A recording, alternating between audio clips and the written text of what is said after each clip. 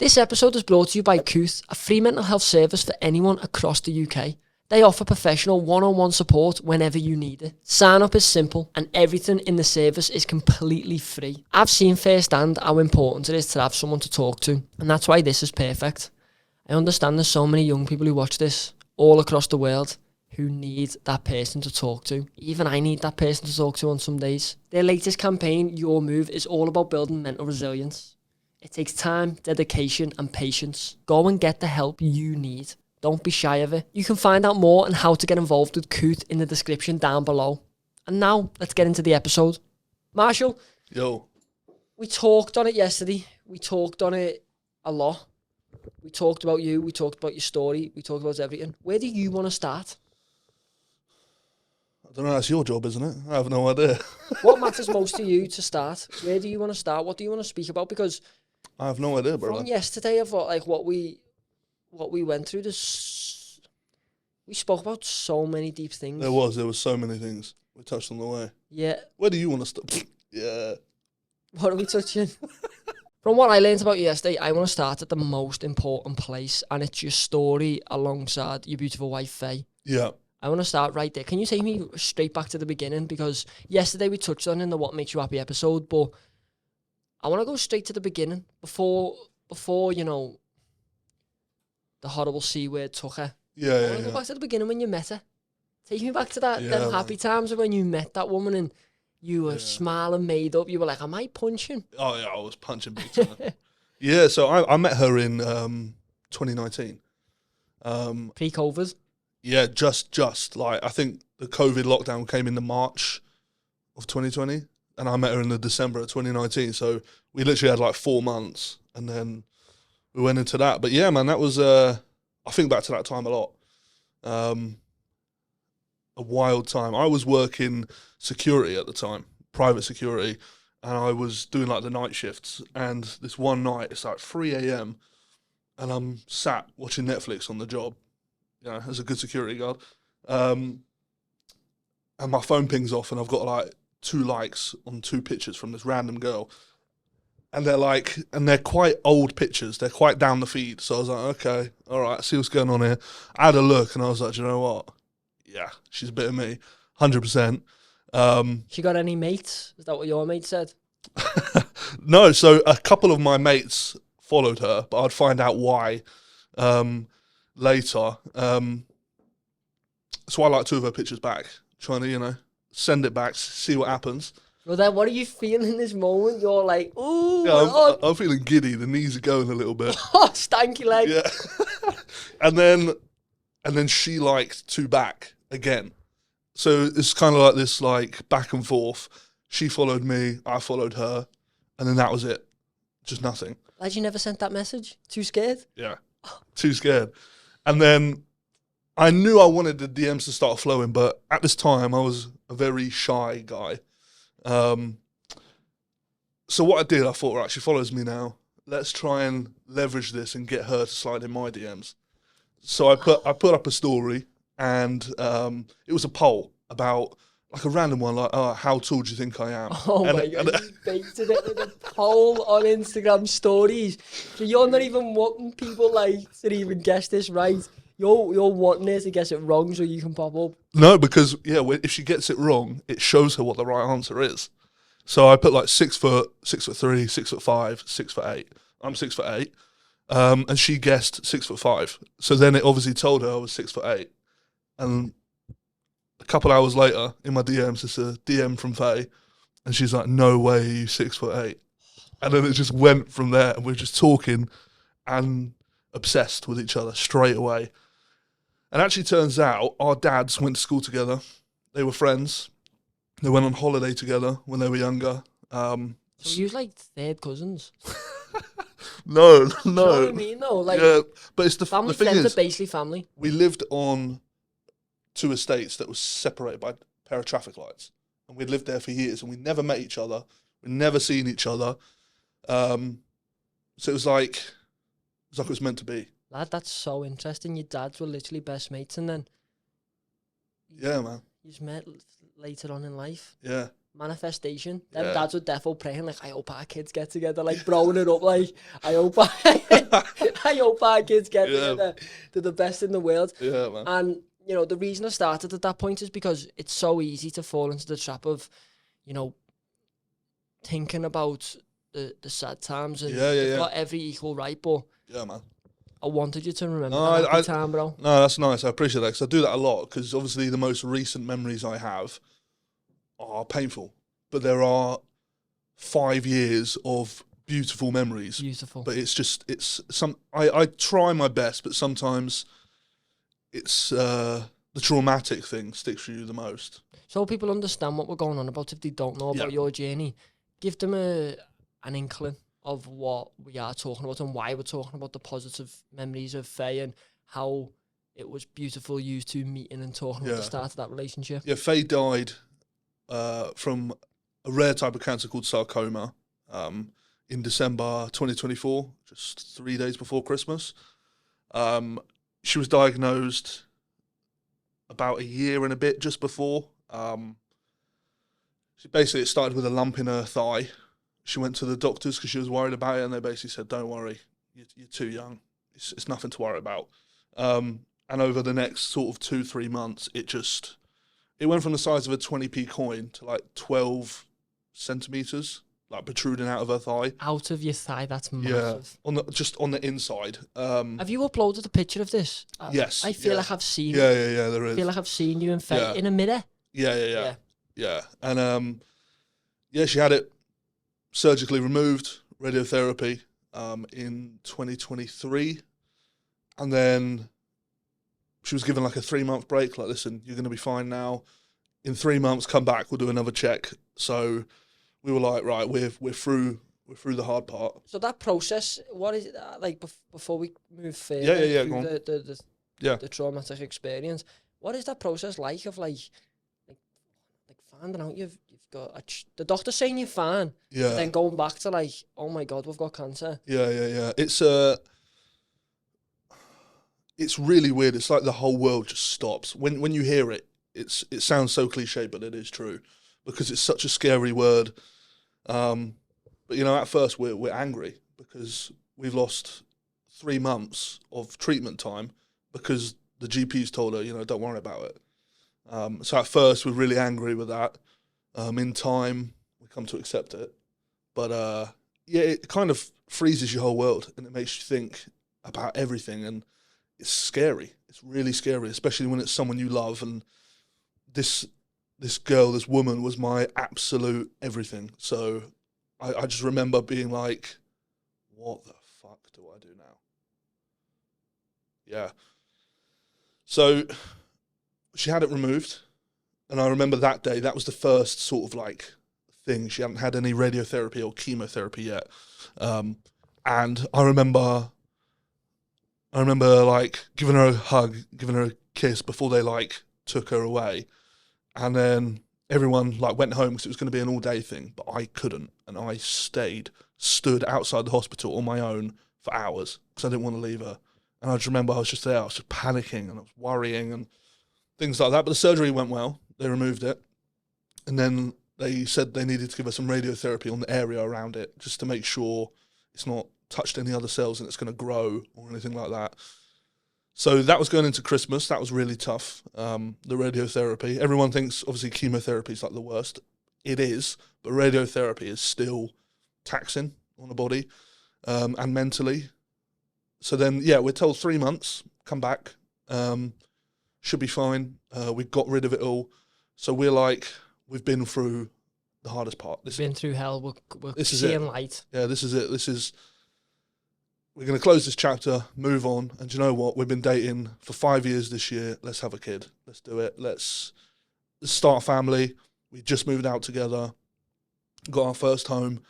And we're literally like, the second that scan comes back, you know, we're going to start the family, 100%. So we're like mentally preparing for that. And then, she goes for the update. But funny thing about her is she never used to let me come to these meetings because she never wanted me to get upset in the room. She was like protecting me. So she used to go with like her mum and her dad, and I would have to, you know, just I'd take the day off work because I couldn't think straight. But like recently, I've been thinking about that and how she was protecting me in that way. I think it's just a true testament to her. So there I am that day. I'm pacing around, but she comes back. She's taking a little bit longer than usual, so I'm in two minds. I'm like, fuck, man, what's happening? But then I'm also like, oh, maybe they're just talking about next steps because it's all done. We'll be celebrating. Yeah, exactly. But yeah, then she comes home with her mum, and they sit down on the sofa. Her mum sits to the right of me. She sits opposite me on a footstool, and I can see that moment so clearly. And then she's like, yeah, it's spread to my lungs in fucking hell, bro.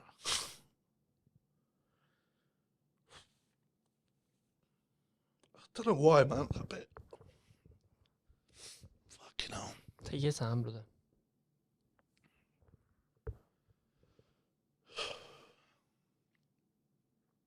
It's hard to talk about that bit because it's the start of the end. The end. But it spread to her lungs. I think she had 7 tumours in her lungs, 6 in one and 1 in the other. And they basically said that it's incurable. This will kill you. And that was tough because we got our hopes up. And so many things died in that moment. So many hopes and dreams and things like that.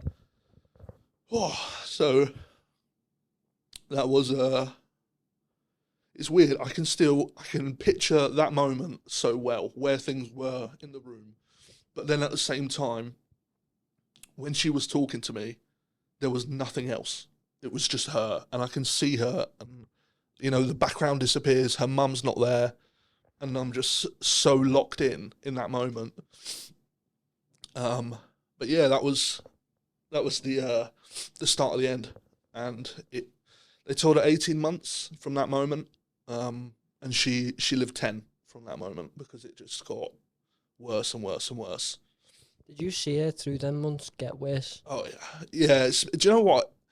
It's really weird. Until she got taken into the hospice, I always thought she was going to get better. I always thought, someone's going to come through the door in a minute and be like, I'm fucking joking. This is not real. But in the last month or two, I saw like a real decline, and I kind of denied it in my head at first because I didn't want it to be happening, obviously. But yeah, towards the end, it spread to her brain, and things happened like she lost like strength in her right side, in her arm, and she couldn't talk.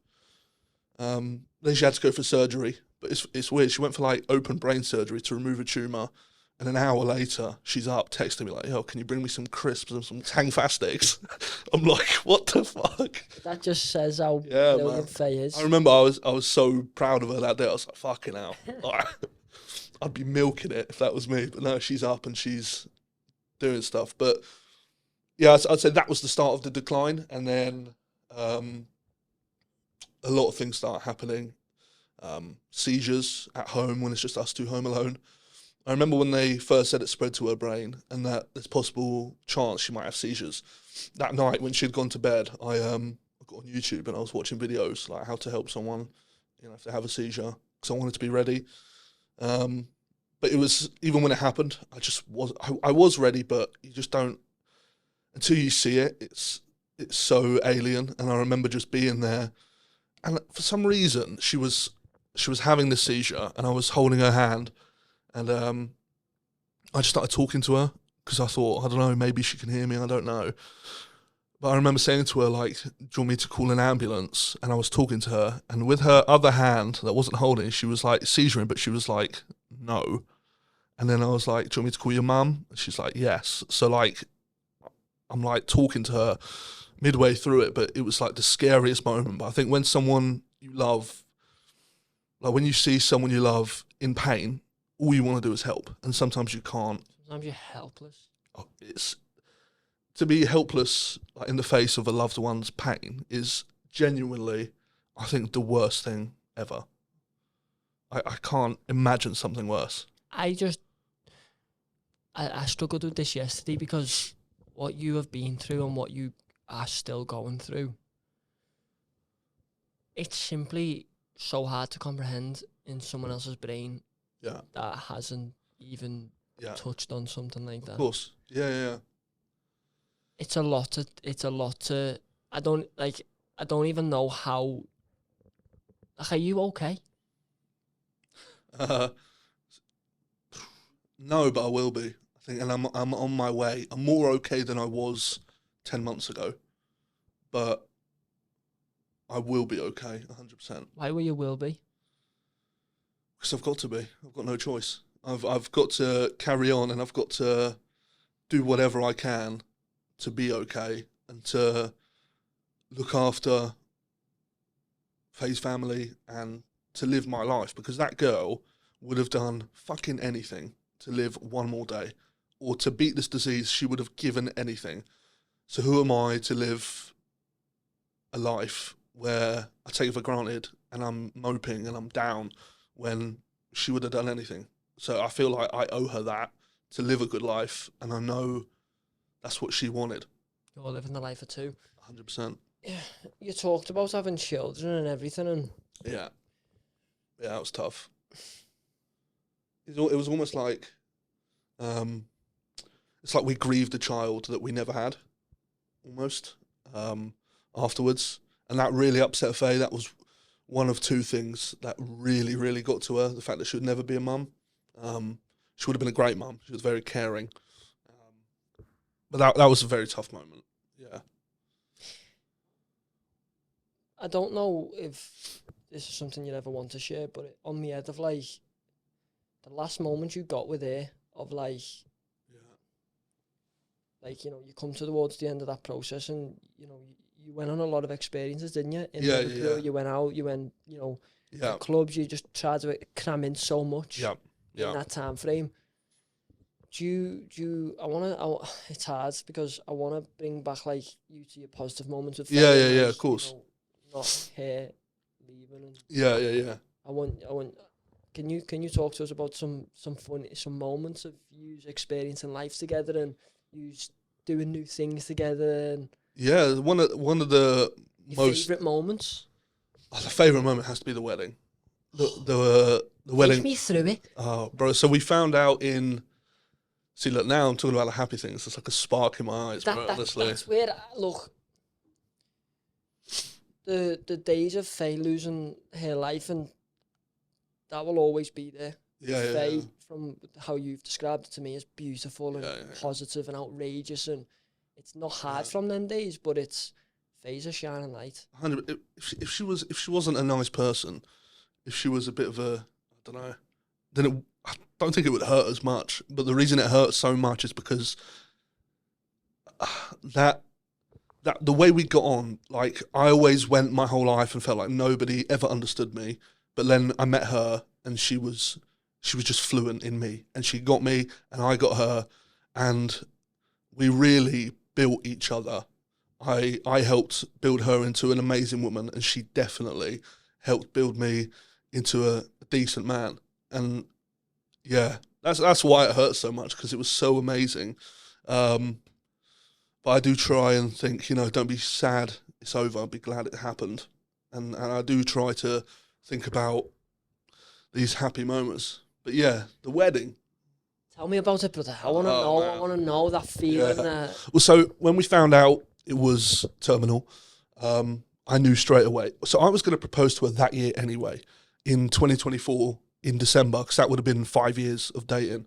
We had our own house now. But when we found out, they were like, if you want to go on holiday, Faye, do it now, because this might be the last holiday you can ever take. So big shout out to Jason, Faye's dad. He gave us the money to go on a holiday wherever we want. So Faye chose Mexico, just near Cancun. So we went there, and before we went, I was like, yeah, I'm doing it. I'm doing it 100%. Got to do it. No time like right now. So I spoke to my mum. I was like, do you reckon, I know I want to do it, but I need someone else to tell me this is the right thing. And then I spoke to Faye's mum and Faye's dad separately and asked them, and they were both like, absolutely, like, let's do it. So we went out there, and then, I think it was the 18th of March, 2024. I took my camera because I was like doing some vlogs and stuff. It was all a big disguise about what I wanted to do. And then this one day I'm like, right, babe, let's go down to the beach. Let's take some nice pictures or something to put on Instagram. Oh, what a blend that is. Let's take some nice pictures for Instagram. Yeah. So I set my camera up. But then I've been speaking to a bloke who works at the hotel. It's like a big Hard Rock hotel, so it's massive staff. There's a photography team, so I've paid them, and I'm like, go and hide at this place at this time. Go and hide in the sea. Yeah. No, Popping up with cameras. To be fair, I said to him, mate, there's a bush here where I'm going to do it. Go in there. And he just fucking fully walks out to us when I'm midway through it. Like, he's not even hiding. I'm like, for fuck's sake. Jose, what are you doing? Yeah, we want to see a glare from afar. I think I'm getting sniped, not yeah. But yeah, I set up the cameras and I put it on a timer, was recording the whole thing. I went and held her hands and I spoke to her and cried my way through some words that I had to say to her, and then asked her to marry me. She said yes. So that was like, we'd literally just heard the worst news of our life. So to contrast it with that just felt amazing, like absolutely amazing. And then while we were out there, she was a proper planner. She loved planning, organising stuff. Yeah, like getting every second of lads. My girlfriend does that. She plans and gets yeah. and it's like, yeah. just let me have a lie down on the I bed. know, I'm fucking tired. Yeah, but and we decided November will be the time. November the 23rd, for no specific reason. It was just a good day to do it. But yeah, that was the best day of my life, and I think the best day I'll ever have of my life. And as sad as it is that she died exactly 4 weeks after, it's also sort of like a blessing because that memory is still so fresh in comparison to the other things. So it numbs the pain a little bit. Because I think back when people always say to me, what's your best memory? I think about that day. I would not have changed one thing at all. Not one minute detail. Nothing different, no changes. No. It was perfect. 2 days before the funeral, not the funeral, the wedding, she couldn't walk. Physically couldn't walk because her body was that weak and she'd just finished chemotherapy. So she was unable to walk and she was scared she wouldn't be able to walk down the aisle, which was a real possibility. But she went into the hospital and she was like, I want this, and this, like these tablets and medicines, and I want it fucking now. Not in a rude way to the staff, big up the NHS. But she'd been like told many times, like, no, go and chill. But she was like, no, this is what I want. This is what I'm going to make happen. They gave it to her and she walked down the aisle. She made it happen. And everyone says that was at my wedding, our wedding. If they didn't know Faye had cancer, they would not have been able to tell that day. And she was only 28 days from dying. But she was so amazing on that day, so happy. Just a truly beautiful girl and a beautiful day. As we speak about the positives and the beautiful times of you and Faye getting married, you talk about how she was your everything. How does it feel to you that you was her everything? That you give that girl her dream and you give her everything that she ever... Lads, it half makes me get emotional. Yeah, me too, yeah. You gave her everything, bro. And, I don't do well at praise, that's the thing. Oh, man. That's yeah. It upsets me because that's all I want. All I wanted. She never asked for a thing, but you gave her everything, bro. Yeah, man. And I'd do it over and over again. I really would. Oh. Take some in it, brother. It's not an easy thing. Yeah, that always gets me because I tried my best to be my best for her. So when other people talk about it, yeah, it just means a lot. And yeah, man, appreciate it. Just take a minute. Don't have to force to speak here. Got great editors. Yeah, we'll see about that. Sorry, I keep moving. I keep sliding down the chair because I'm not even speaking. I'm just letting you speak. Yeah. Because I want to hear this fucking beautiful story, and then I'm like this at the bottom. And my guys looking at me like, lad, get up your chair, you lazy slouch. Slip and slide on the chair with I Ross don't know Ryan why behind his in laptop. School, I just constantly like School. just fucking halfway down my chair, but the teacher's saying, "Here's the maths question." Oh man. Ha. What if, you know, when you speak about stuff like this, like, do you not just feel like saying, like, fuck you, cancer? Yeah, man. If cancer was in this room, I'd fucking batter it, bro. I'd lock that door. Yeah. Let's just spend 2 minutes. Like, I'd lock that door and I'd smash his face. Oh, honestly. Him here, like, I'd fucking absolutely batter it. Yeah, I'd be in prison for the things I'd do to that. Yeah. Like, fuck you, cancer. Yeah, man.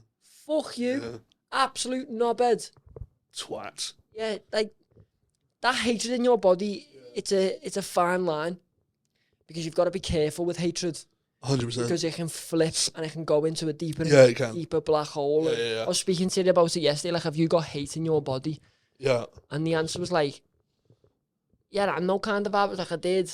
Yeah. And I was very angry at first, but it's acceptance now of what it is. You know, we couldn't have done anything differently that would have changed anything. Because it actually turns out, like, we spent some time and we said, like, you know, some of these things that we've done could have changed the outcome here. But then a bit of her initial tumour was sent off for, like, a biopsy in, like, Sweden and America to, like, these specialist places. Because the cancer she had is called sarcoma, which is really rare, but is becoming more and more common in young people. But within that cancer, there's over 100 different subtypes that are all rare.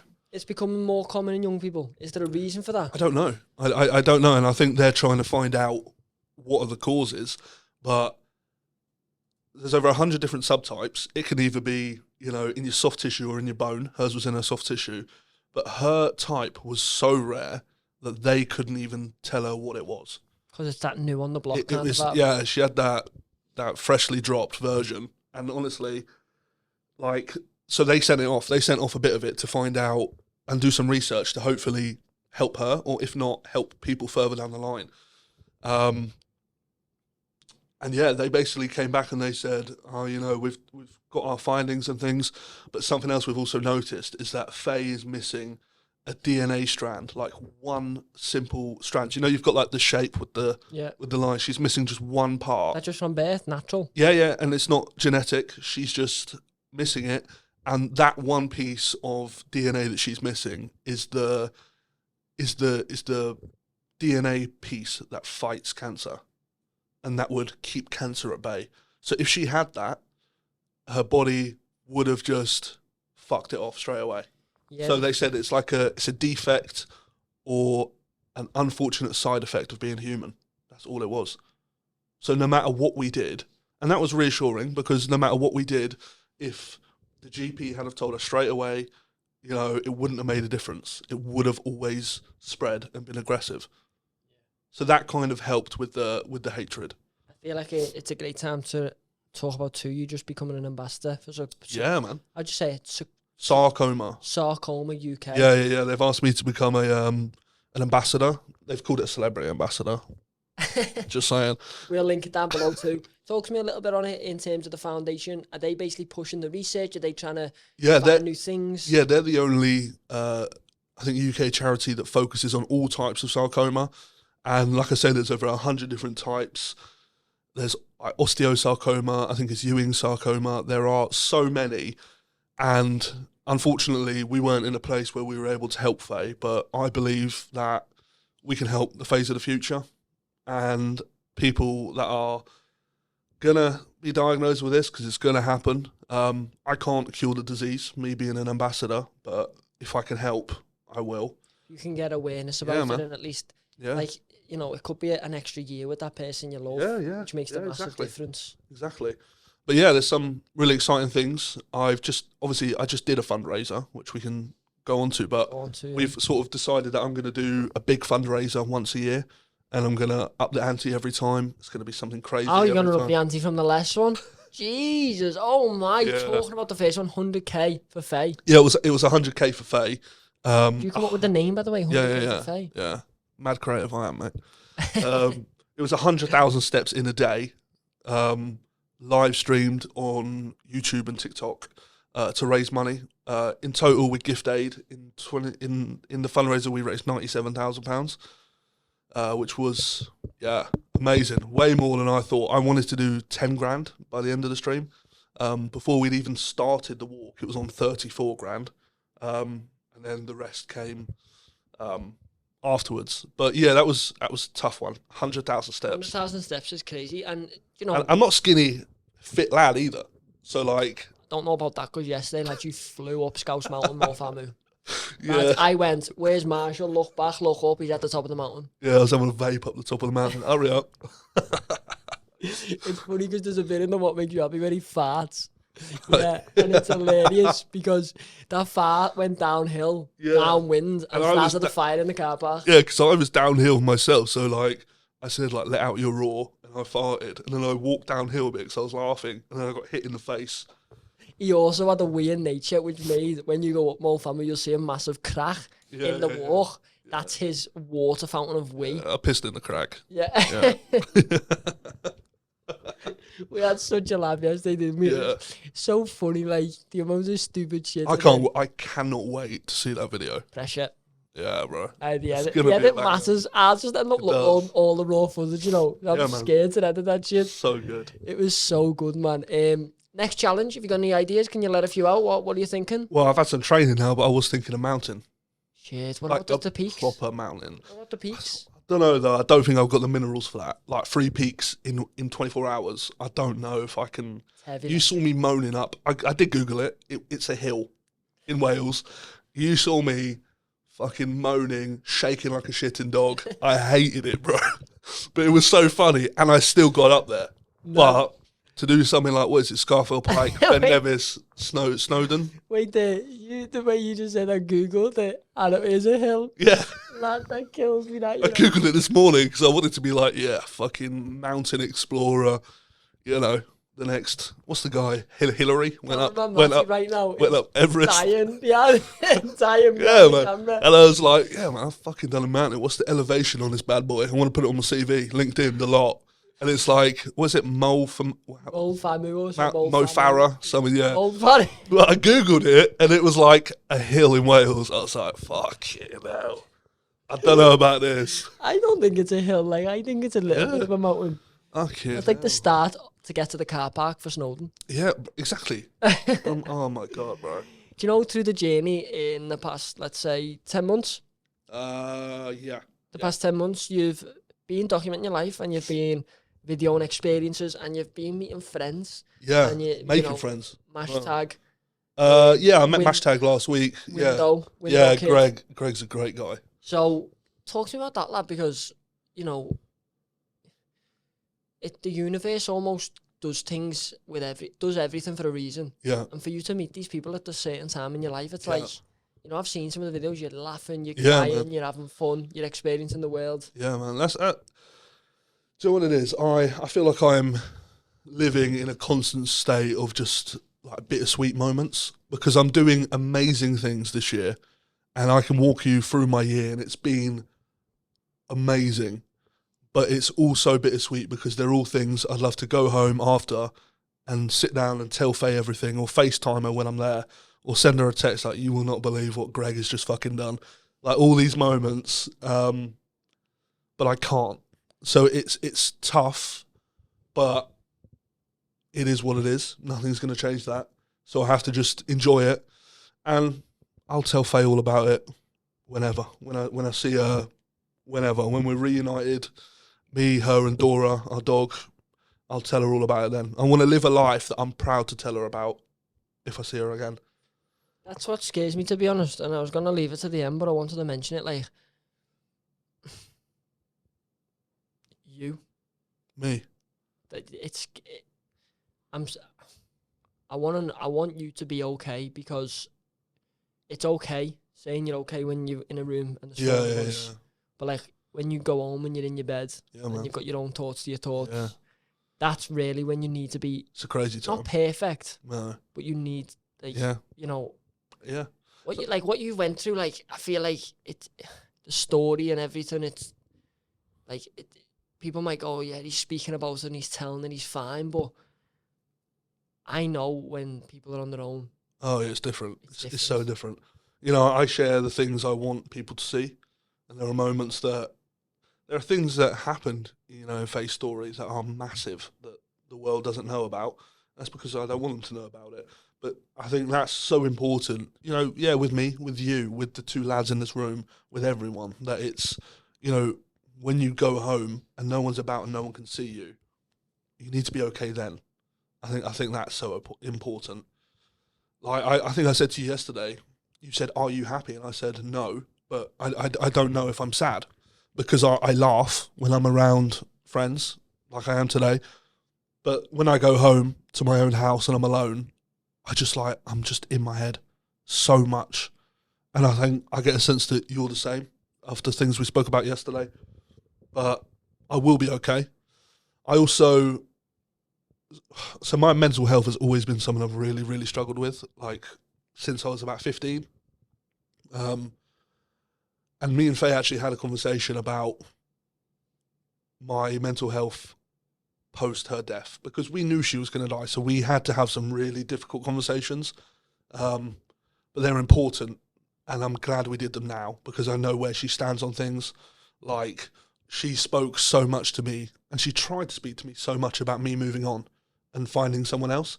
And I used to always be like, oh, shut the fuck up, you know, I've still got you. I don't want to be talking about me moving on with someone else. They actual conversations that you have. Yeah. And I used to shut her down and be like, babe, like, respectfully, fuck off. I don't want to talk about that. And it was only towards the end where she tried to have that conversation. I'd be like, I need to hear her out, because I need her to have that closure that she said that to me.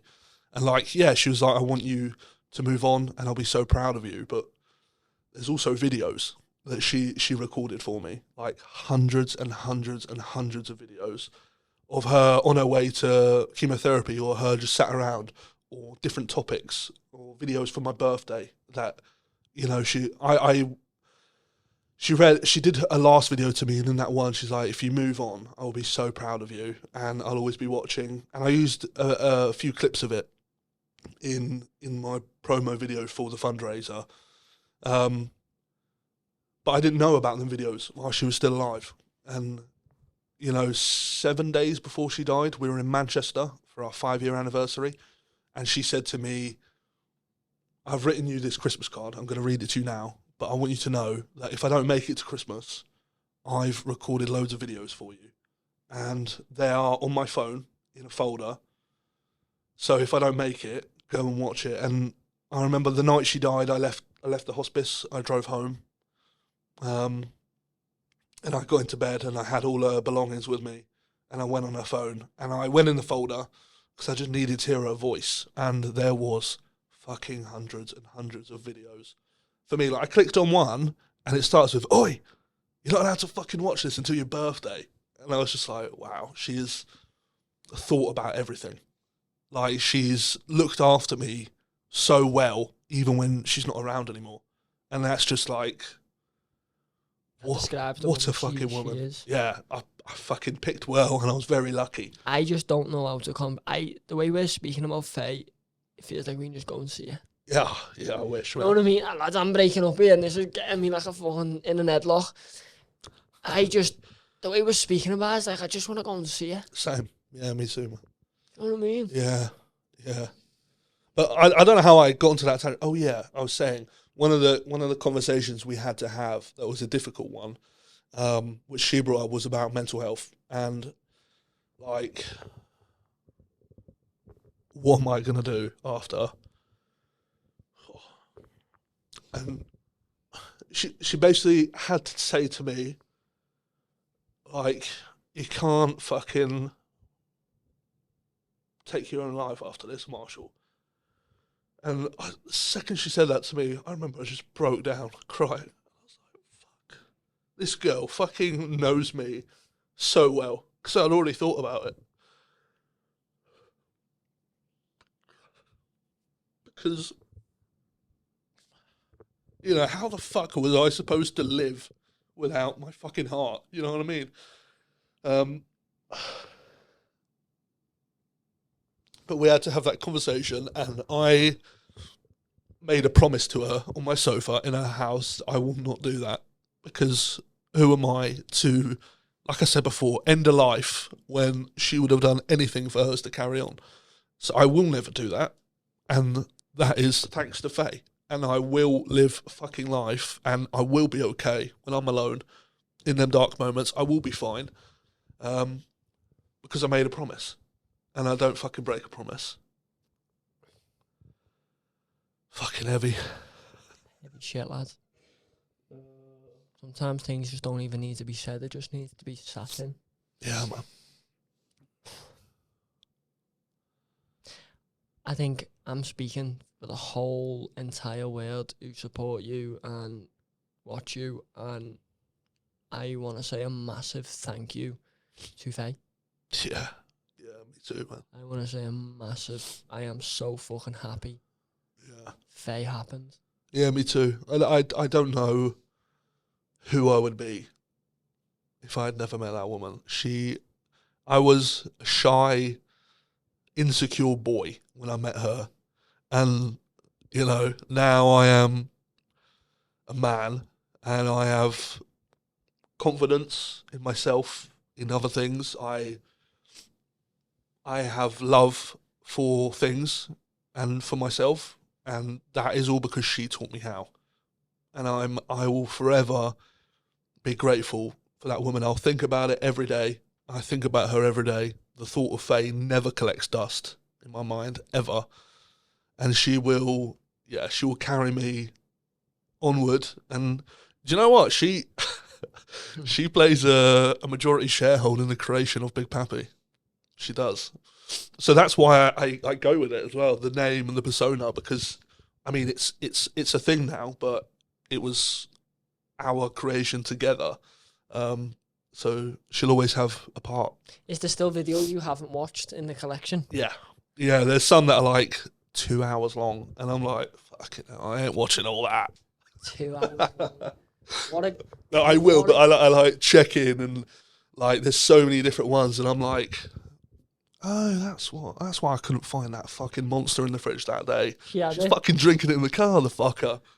Lad, that is so magical. It's kind of like, and that's a positive of today's technology and the social vibe of it. Like, you know, like Afterlife, videos. Ricky Gervais. Yeah. It's the same. You know how like she left him videos and things like that. And yeah, there's so many different topics. There's also like Valentine's Day, Christmas, birthdays. Oh, but that fucking kills me. For me. Like, but do you know what? I think about how beautiful it is, but it doesn't escape me how difficult that must have been to film.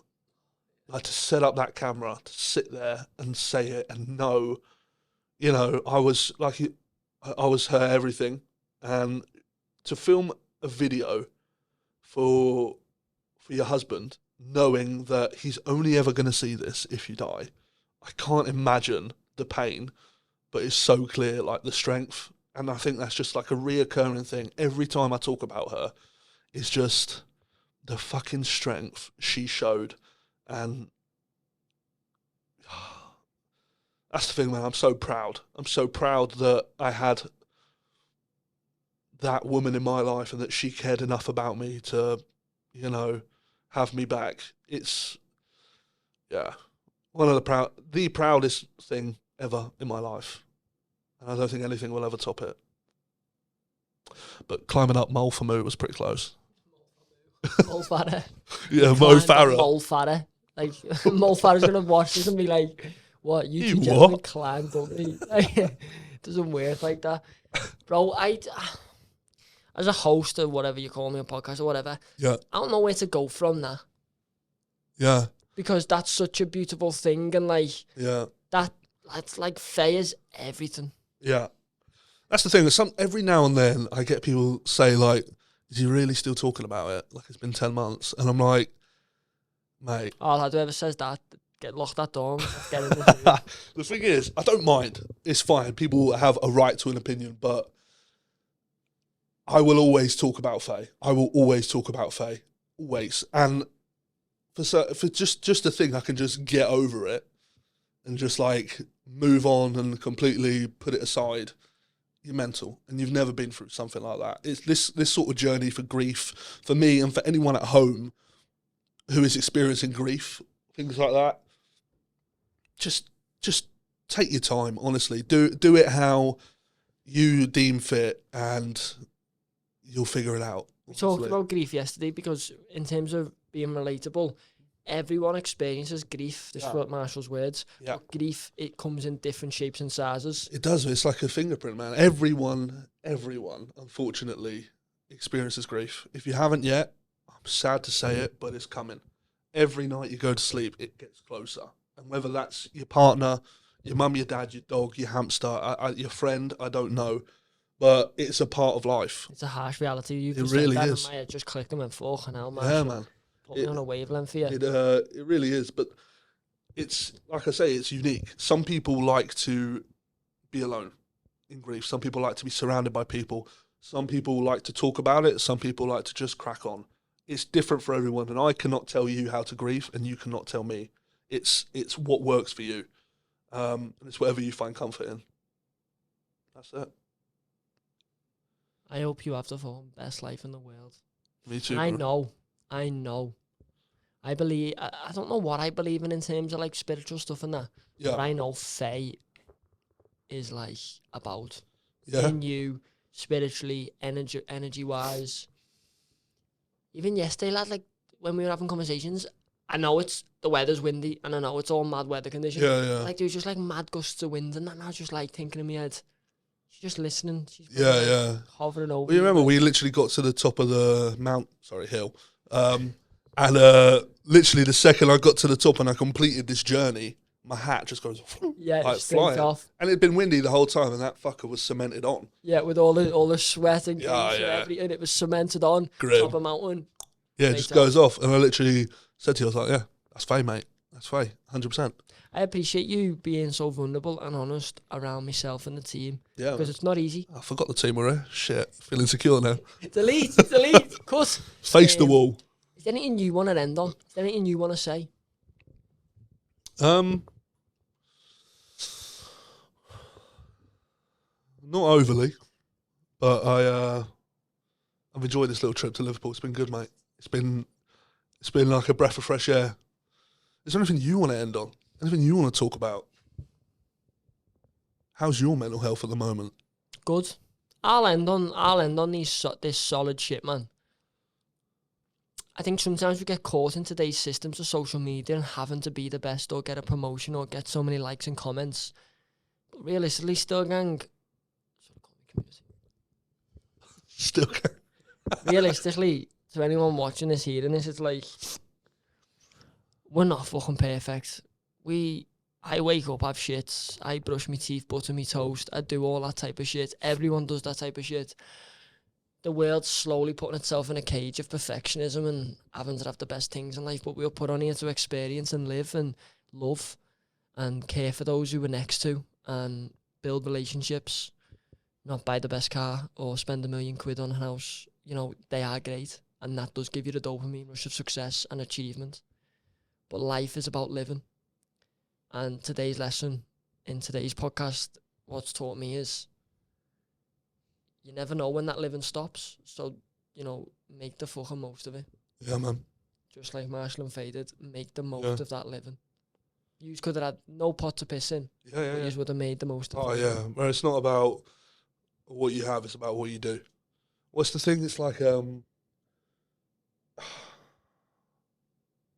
is it? Lunchables.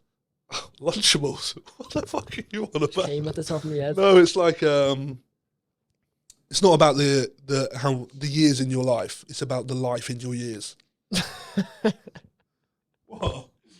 Oh, why is that Lunchables? Yeah, me neither. Stupidest thing. Well, that's what I'm saying. It's not about the years in your life. It doesn't matter how long you live for. It's about the life in your years.